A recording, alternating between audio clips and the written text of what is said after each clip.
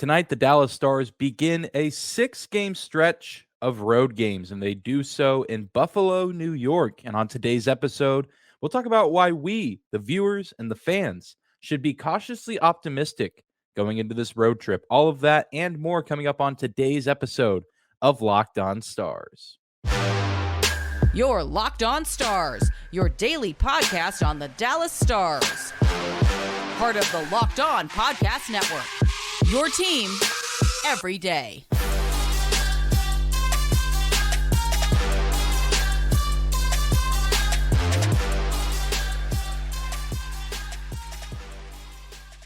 Howdy, Stars fans. Welcome back to the Locked On Stars podcast, the only daily podcast covering the Dallas Stars, part of the Locked On Podcast Network, your team every day. I'm your host, Dane Lewis, your local expert on all things Dallas Stars hockey, coming to you on this Thursday, March 9th. And whether this is your first time here or you are a recurring listener of the show, thank you for stopping by and making Locked On Stars your first listen of the day. If you're new to the show and watching on YouTube for the first time, be sure to hit that subscribe button, leave a like, leave a comment, letting me know how you feel about the team going into this road trip. You can also find us on your favorite podcasting platform of choice, as well as on social media. Just search Locked On Stars on both Instagram and Twitter. And as we've said to open the show, and as I'm sure you are all well aware, the Dallas Stars are now approaching their longest road trip of the season after what was a pretty home-heavy schedule during the month of February, where the Stars found varying degrees of success. And now they face a pretty daunting task to go play 6 games away from the American Airlines Center, one of them on the East Coast in Buffalo, and the other 5 over in the Pacific Northwest, where they'll play in Seattle, Vancouver, Edmonton, and Calgary before returning home for what should be an interesting road trip where we're going to learn a lot about this team.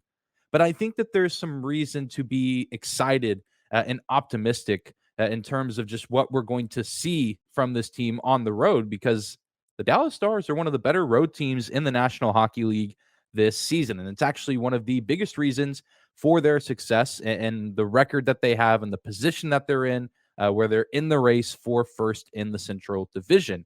And this was not the case last season. They struggled on the road. They were 19-20-2, collecting 40 points away from the AAC last season. There were some stretches where they were good, but overall, the product on the road, not nearly as effective as what we saw at home from the Stars. And while the Stars have been fine at home this season, it really feels like that they're a stronger team and they play a little bit more of a cleaner game most nights when they're wearing their white sweaters. They've been very, very good away from home, boasting a 17-8-5 record.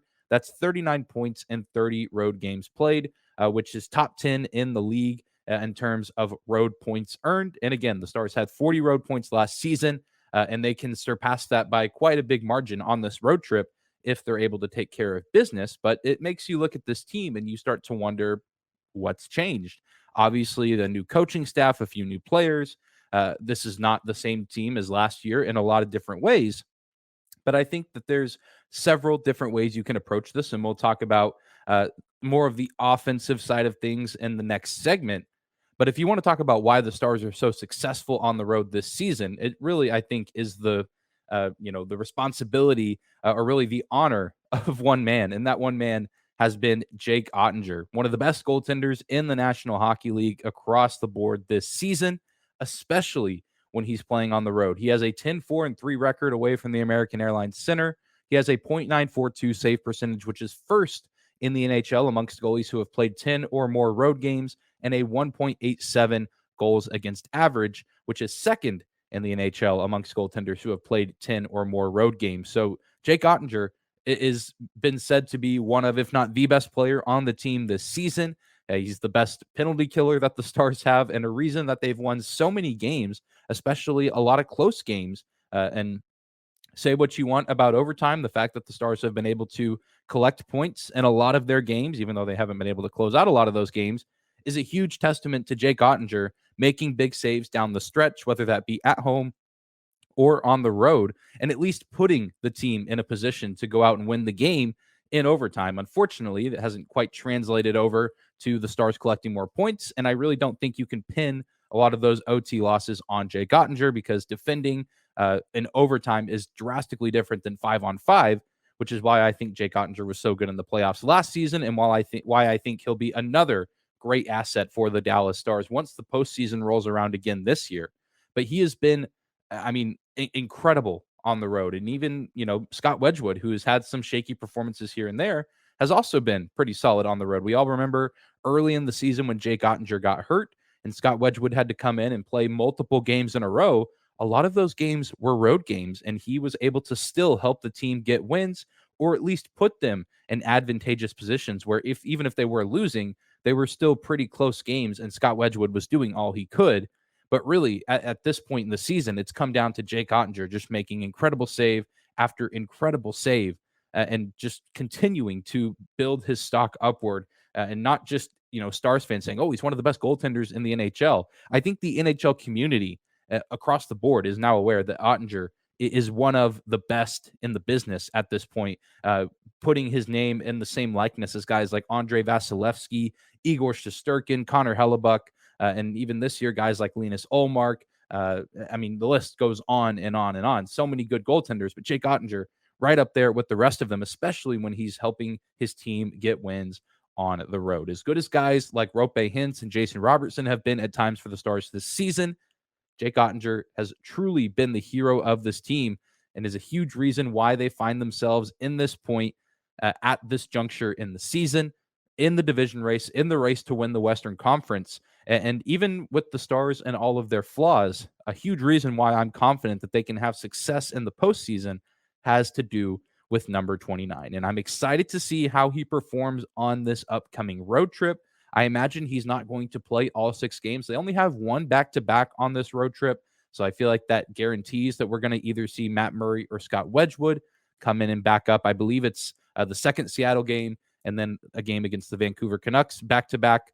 But I think we'll probably see Jake Oettinger at least 4 times on this trip, if not 5. Maybe he plays all 5 games except night 2 or night 1 of the back-to-back, however you want to slice it. So I think we're going to get another good taste and be reminded a lot how good Jake Oettinger has been for this team and how excited we should be for him down the stretch and going into the playoffs. Well, we're going to take a quick break, but when we come back, we'll shift our attention to the other side of the ice. Jake Ottinger's been spectacular on the road for the Dallas Stars, but it hasn't just been him all the time. He's actually getting some help as opposed to last year where goals seem to come at a premium on the road for the Stars. We'll talk about that a little bit more right after this. Today's episode of Locked On Stars is brought to you by our friends at FanDuel. The midway point of the NBA season is here, and now is the perfect time to download FanDuel, America's #1 sportsbook, because new customers get a no-sweat first bet up to $1,000. That's bonus bets back if your first bet doesn't win. Just download the FanDuel Sportsbook app. It's safe, secure, and super easy to use. Then you can bet on everything from the money line to point scorers and threes drained. Plus, FanDuel even lets you combine your bets for a chance at a bigger payout with a same game parlay. So don't miss the chance to get your no sweat first bet up to $1,000 back in bonus bets when you go to fanduel.com/locked on. That's fanduel.com/locked on to learn more. Make every moment more with FanDuel, an official sports betting partner of the NBA. I want to thank you again for making the Locked On Stars podcast your first listen of the day, continuing to talk about why the Dallas Stars have found so much success on the road this season. We've discussed Jake Oettinger and his excellence in the crease for this team.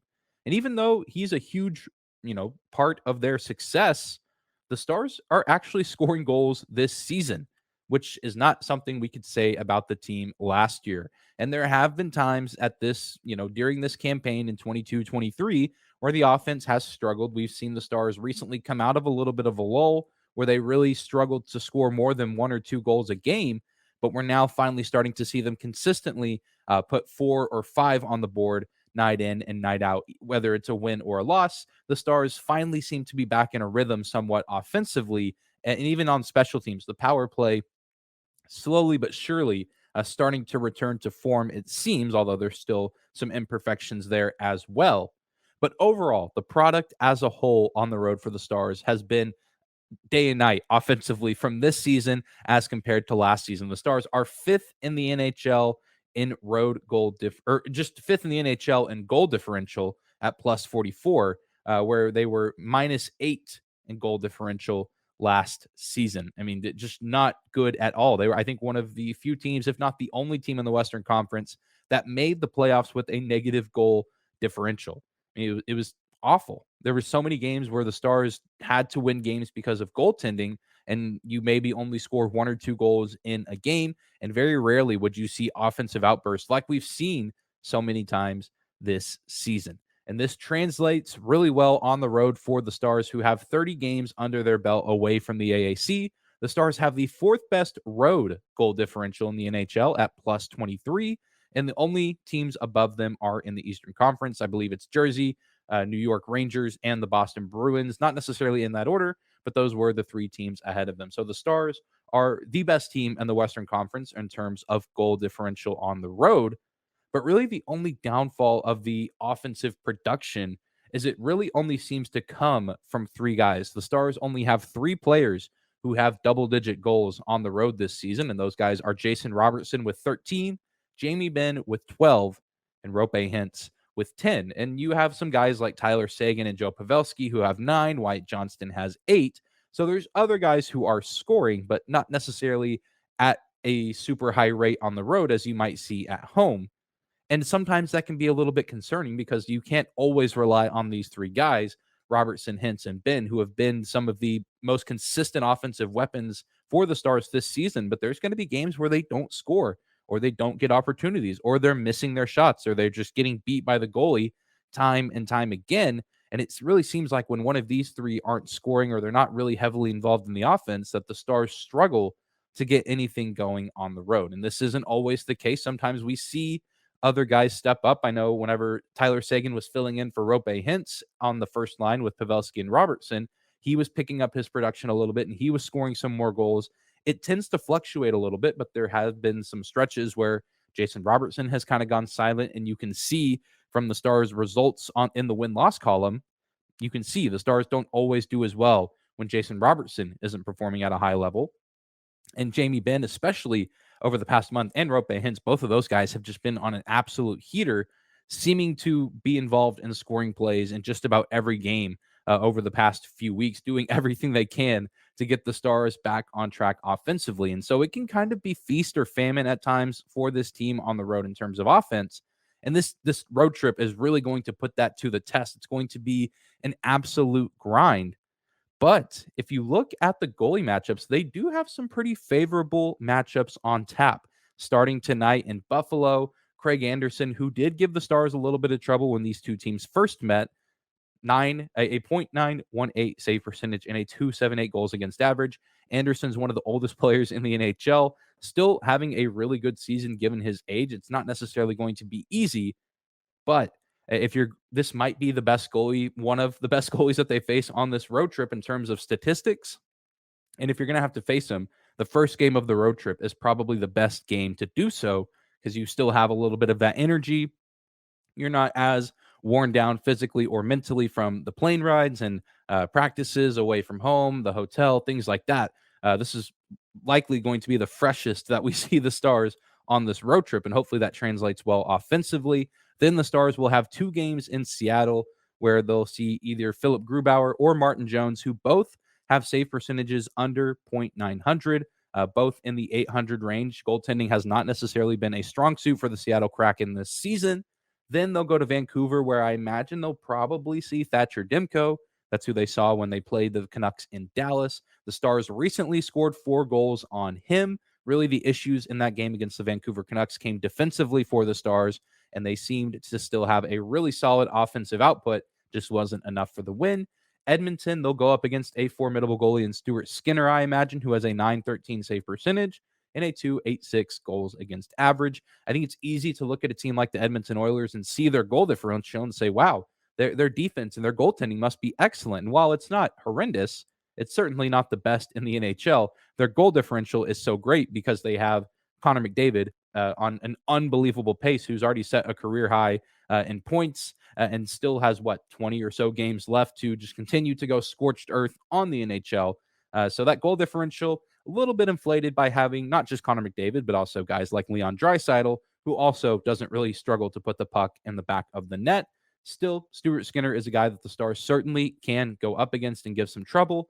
And then their last game of the trip will be in Calgary, where they will either see Jacob Markstrom or Dan Vladar, who both of them, similar to Seattle, both have sub 900 save percentages. And the Stars have scored a total of 9 goals against the Calgary Flames in their first 2 meetings this season. Again, both of those losses to the Flames earlier in the year, I think more a testament to poor defense and leaving the goaltender out to dry, not necessarily an issue offensively. Now, the Stars just need to find a way to get the offense involved on the road, which at times it takes a little bit of, time for things to get going.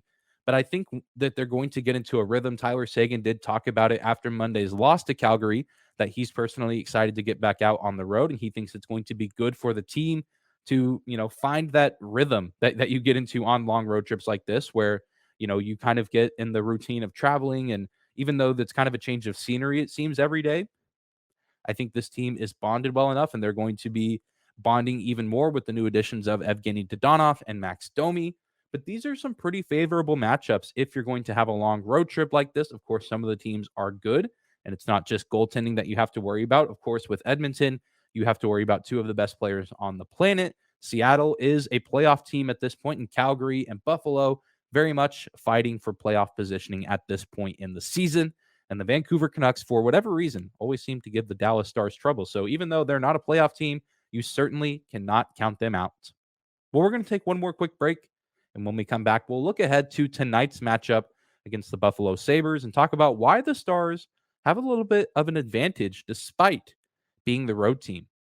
All right, everybody, the Dallas Stars finally back in action tonight, kicking off game 1 of the 6-game road trip, the only game of this trip on the East Coast in Buffalo, their first and only meeting with the Sabres in New York this season. The teams already met before the All-Star break in Dallas, where the Stars lost 3-2 in overtime. And the Sabres are still very much fighting for a wild card spot, sitting at 68 points. It's going to be easier said than done, but they still are very much alive. And I think that it's good for this team to be playing these meaningful games. They still have a relatively young and inexperienced roster in terms of playoff and late game season experience.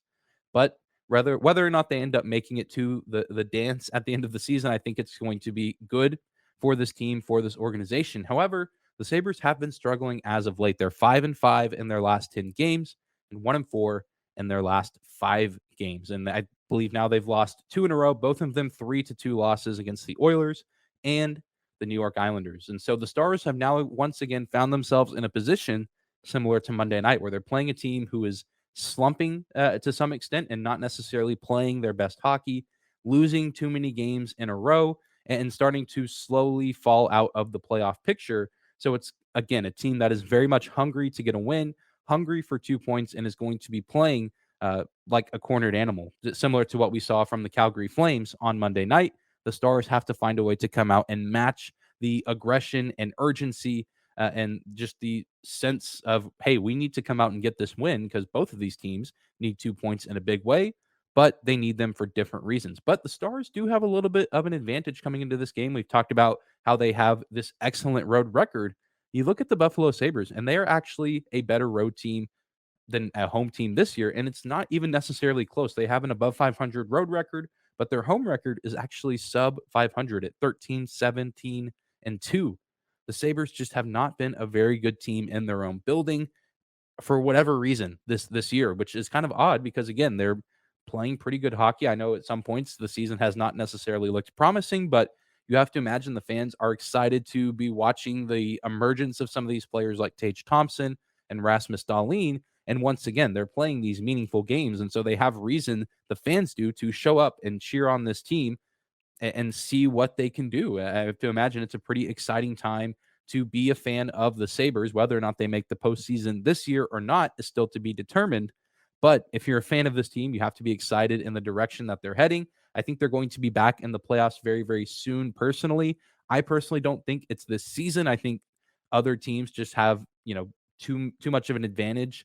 Teams like the Islanders, the Penguins, maybe even the Senators, who are kind of in a similar spot where they're actually playing meaningful games late in the year for the first time in a while. But it still could be a little bit of a trap game, even though the Stars know they're a better team than the Buffalo Sabres. They know that the Sabres are not necessarily the best when they're playing at home. You still cannot take this team lightly. And I feel like that's kind of what the Stars did when they first met up with the Sabres earlier this year, is they just didn't take them as seriously. And that was also a loss, an overtime loss that kicked off a 3 games in a row that ended in 3-2 OT losses right before the All-Star break. And so the Stars need to avoid that train of thought, avoid falling into that trap, and do everything they can to shut down Tage Thompson, shut down Rasmus Dahlin, and leave Buffalo with 2 points and get back on the right foot and start off this road trip on the right foot. Because if you start this road trip with a loss, I just don't really know how that affects the mindset of the team going forward.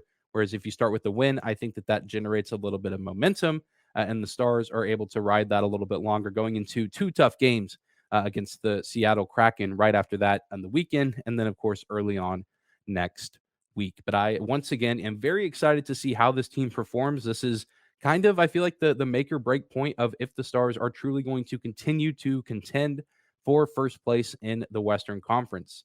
If they can get out of this road trip with, let's say, 8 of 12 points, I think that's successful. Of course, we would love to see them acquire more points there and, best case scenario, win all 6 games. I don't necessarily think that's possible. I don't think that's necessarily realistic, but I do think that they have a great chance to come away with a winning record and pick up quite a few points before heading down the true final stretch of the season. But that's going to do it for today's episode of Locked On Stars. Thank you so much again for tuning in and making us your first listen of the day. Hit that subscribe button on YouTube, the follow button on your favorite podcasting platform of choice.